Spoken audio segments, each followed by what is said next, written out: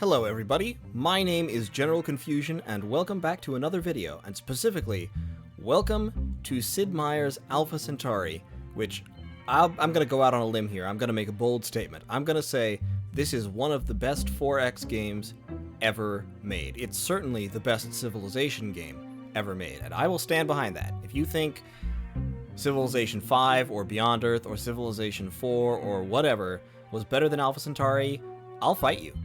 I will fight you over the internet. Come on, put them up. I've got them up. Put them up right now. Anyway, so Alpha Centauri is a spin-off from Civilization 2, designed by Brian Reynolds, who was a mad genius of game design. And so I am really excited to be playing this on the channel. I have played this game so much. This was one of the very first games that I played when I was a kid. There were 4 games that I played when I was young, like before I was 10.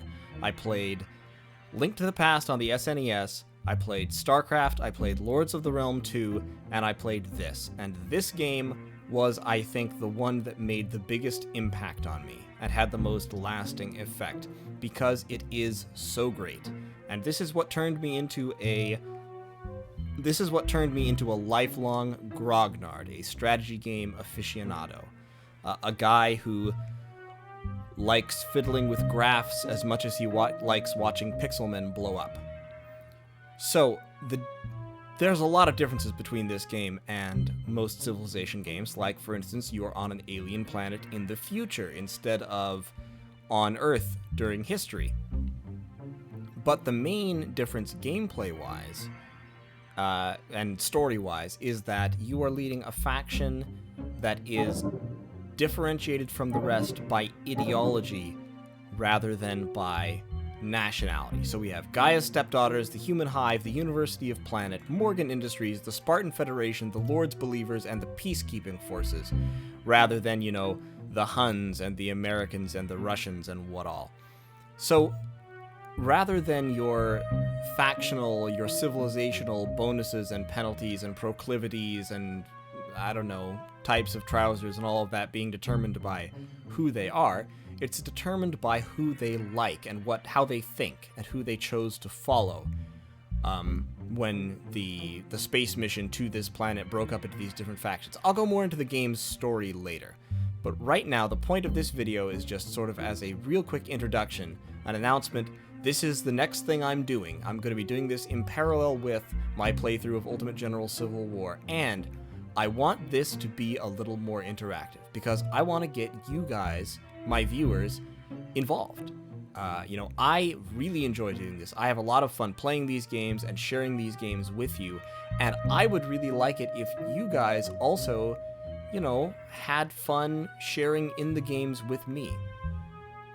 So, to start that off, sort of as a base level, I would like it if you guys watching this video would leave a comment telling me which faction you would like to play as. I'll go through them real briefly here and talk about the pros and cons of each, just in a few sentences. And then you guys leave a comment and tell me who you would like to see me play as, because I've played as all of these. I'm familiar with all of them. I've beaten the game with most of them. I'm not sure I've ever beaten the game with the peacekeeping forces, but all the others I've beaten the game as at one difficulty level or another.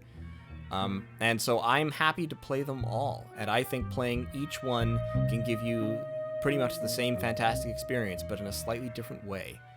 So we have Gaia's stepdaughters. They're a green faction. They're focused on living in harmony with the planet and trying to figure out a way to coexist with the aggressive native life. They have bonuses to efficiency, they have bonuses to growth, if I remember correctly, and they have access to terraforming technology right at the start of the game, which is a definite head start over the other factions, because terraforming in this game is super important. Most land area isn't productive in any real useful way until it has been terraformed, and so getting those extra terraforming turns at the beginning of the game is really useful. There are other advantages that right from the beginning of the game, they have the ability to capture native life and use it in combat. So they can use the equivalent of barbarian units right from the start as their own units. Other factions can gain the ability to do that later, but they never do it as well as the Gaians do. The Human Hive are radical collectivists who believe that the will of the individual should always be subordinated to the needs of the group. They gain bonuses to industry and growth, but have a huge penalty to economy, so they lose a lot of money. So there are lots of them, and they work very hard, but they don't make much money. They get free perimeter defenses at every base, so they have free defensive structures that make it very, very hard to attack them. The University of Planet is the mad science faction. They have big bonuses to research. They have big penalties to probe, which means it's very easy for other factions to infiltrate them and steal their technology and do bad things to them with the game's spy unit, which is called a probe team. They also have extra rebellions. They're more prone to having rebellions, rather. Basically because they're all unethical mad scientists who keep, I don't know, kidnapping people to inject them with experimental drugs, and it makes the underclasses unhappy. Morgan Industries are the radical capitalist faction. They start out with 10 times as much money as any of the other factions, which can be a huge benefit in the early game. They start off with the ability to build an economic bonus producing building, a multiplier building that gives them even more money. They also start off with the ability to build the first level of armor, so they can make tougher defensive units, although their military is overall not impressive, and their bases are limited to a smaller size than anybody else's until they build a certain structure. The Spartan Federation are survivalists that are determined to maintain the right to keep and bear arms. They start out with the ability to build faster units than other people. They have a morale bonus, which makes their troops tougher in combat, and they don't have to pay for prototypes.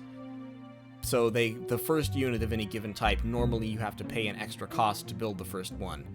The Spartans don't have to do that, so they kind of have an advantage in the military arms race, but they have a small industry penalty, so they build things overall a little bit slower than the other factions.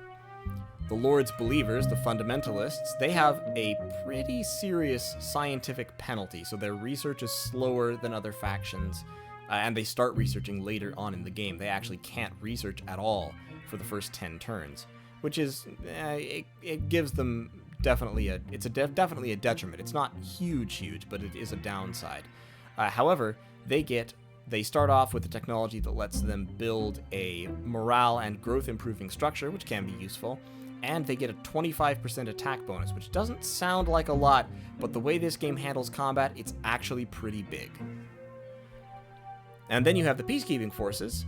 They're sort of the liberal Democrats, the last vestiges of the UN agency that sponsored this space mission in the first place before it all went to hell. They have extra efficiency, so they're better at controlling a large empire than the other factions are. They have extra votes in the Planetary Council, which becomes important later on. Once you've contacted all the factions, they set up a thing called the Planetary Council. They can elect people governor, they can vote to do certain things, and the peacekeeping forces get double votes in those elections. And they also have an easier time preventing riots and entering golden ages because they get extra talents at their bases, which are, I'll get into more detail later, but basically the peacekeeping forces are better at controlling their people, and the university is worse, and everyone else is somewhere in the middle. So those are the 7 factions mechanically. We'll talk more about the story when I get the series started. This is just going to be kind of an introduction video. All I wanted to do in this video was to announce that I am doing this game. I'm really excited about it. This is exactly the kind of thing that I got onto YouTube to start doing. And introduce you really briefly to the factions and ask you guys to vote on which faction you want to see. So please remember to leave that comment. Tell me who you would like me to play as. I'm very excited to play through this with you, and I'll be asking you for more input on things as the playthrough goes on at different points. So, thank you. I hope you enjoyed this. I know there isn't much action in this video, but stay tuned. Action will be coming. This game is full of lasers and nuclear weapons and brain-eating worms and all kinds of fun science fiction things. So, tune in for the next one, and I will see you then. Thanks for watching. Bye-bye, everybody.